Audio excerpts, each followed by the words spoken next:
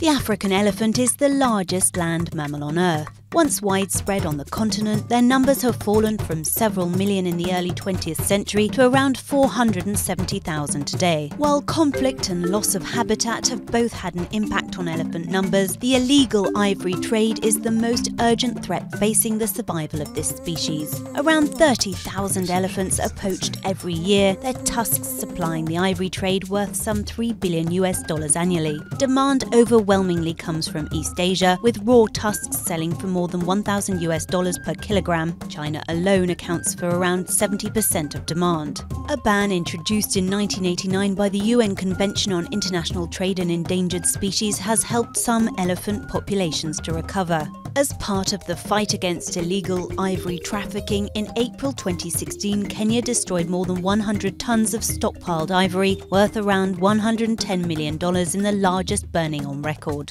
According to a study published in the American Journal of Science in 2015, most of the ivory trade comes from two regions of Africa, a protected zone extending from Cameroon to Congo to Gabon, and Eastern Africa, particularly Tanzania. Most large ivory consignments leave the continent via Kenya, Mozambique, Zanzibar and Cameroon. It's then shipped through Malaysia, Thailand, Vietnam and Southern Asia before ending up in China and Japan. There it's carved into figurines or jewelry and sold.